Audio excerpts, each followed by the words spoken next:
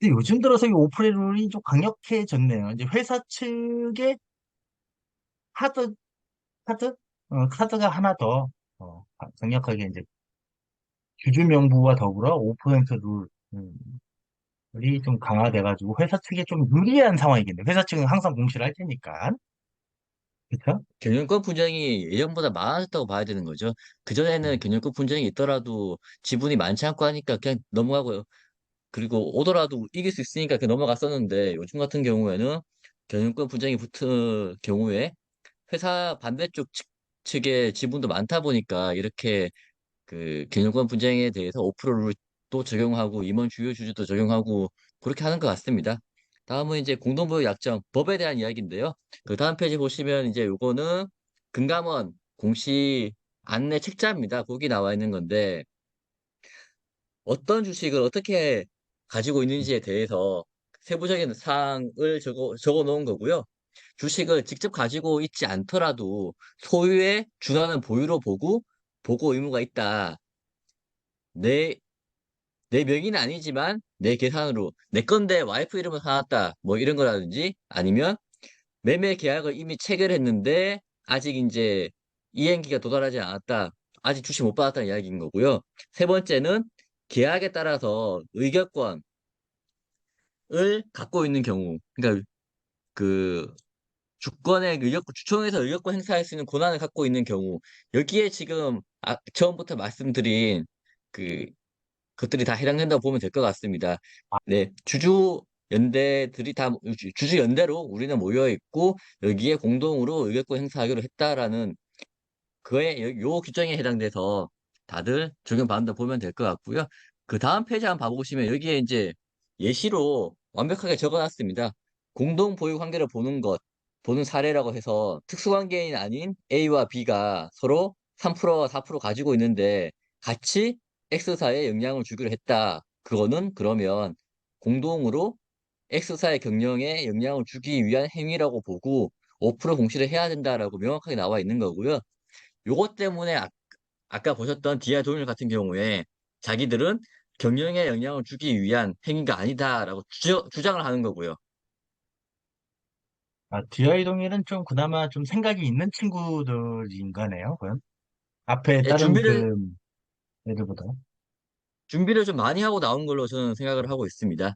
그 다음 페이지 보면 이제 특수관계에 대해서 나오는데 본인 이외에도 배우자, 6촌 이내의 혈족, 4촌 이내의 인척, 양자의 생가의 직계 종소, 양자 뭐 이렇게 나와 있기 때문에 5% 공시에 들어가는 그 순간 그 사람들의 그 특수관계인들까지 모두 다 같이 공시를 해야 돼서 일반인들이 공시를 하는 건 불가능하다라고 보시면 될 것 같습니다. 이게 혈족 인척, 이 혈족은 친가 쪽, 친가 쪽이나 피로 맺어진 자들. 인척은 이제 결혼함에 있어서 맺어진 자들을 이야기하네. 아, 이거 어렵네. 이거 뭐 부동 양자와 산업은, 양자의 그 배우자 뭐 이렇게 돼 있으니까 저걸 어떻게 알아, 저걸. 양자 같은 경우는 이제 본인이, 양자라는 거는 이제 본인이 피로 맺어지진 않았지만 이제 다식으로 입적한 사람이니까 이제 양자는 알겠죠. 양자와 그 배우자는 이제 며느리. 그 정도까지는 알겠지. 이제 양가의 직계 비속. 손자. 배우자와 양가의 직계 비속. 손자네, 손자. 양손자. 하여튼 뭐, 어렵네, 이건. 하여튼, 나하고 관계 있는 육촌. 근데 요즘에는 친척들과 그렇게 왕래를 많이 하지는 않지 않나요?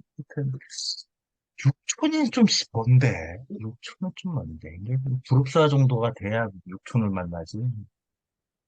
배우들은 육촌 잘 안 만납니다. 어떻게 형님도 육촌 정도 만나시는지요? 가끔 보긴 하는데 제 사촌 동생들이 많잖아요. 이렇게 있을 음, 건데 그 뭐 안 본 예? 애들은 중학교, 고등학교 때 보고 안 봤어요.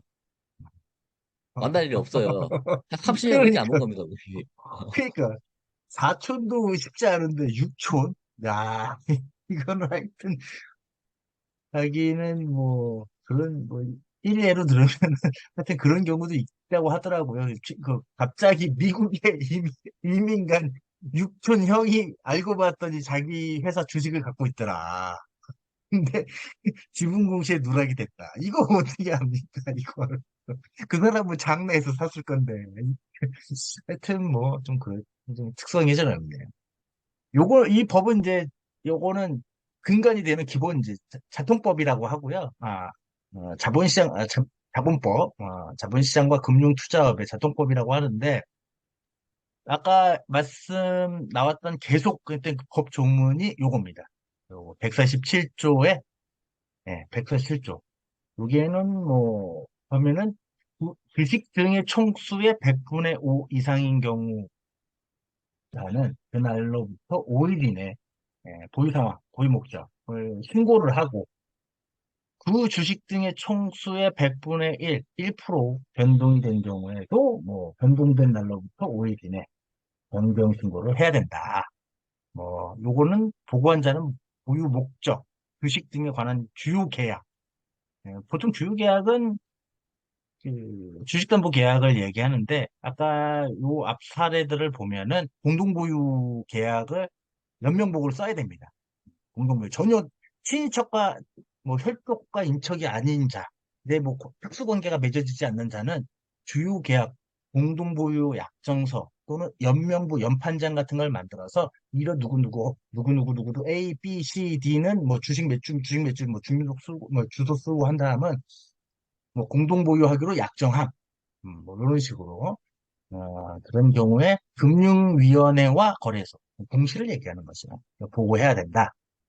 라는 거고요. 그 위반 사항은 가장 많이 하는 거짓을 보고하거나 뭐 이런 오를 초과하는 부분 중에 행사 뭐 하는 것에 대해서는 이제 이렇게 한다. 요 아까 침해 법 뭐 신문이나 이게 나온 건 100분의 5를 초과하는 부분 중 위반본에 대해서 의결권의 행사에는 아니 되며 6개월 이내에 위반본 처분을 명할 수 있다. 요거죠. 요 문구를 가지고 150조와 아까 147조와 150조를 가지고 이제 회사에서 방어 논리 2008년이면 뭐, 꽤 됐네요. 네. 그런 부분을 좀 많이 진행을 했던 거고, 이거 이제 시행령을 보면 공동보유자란 합의나 계약. 이제 계약 같은 경우는, 이제 합의나 계약 같은 경우는 문서 또는 구두도 가능하기 때문에, 문서 또는 구두도 가능하기 때문에, 이걸 좀 입증하기가. 그래서 통상 구두는 우리 안 했는데요. 이렇게 해버리면 되기 때문에, 근데 그래서 아까 지금 말했던 캡처라든지, 약정서, 그 위임 행위 중에서 어떤 내역들, 뭐 이런 것들이 이제 되는 거겠죠.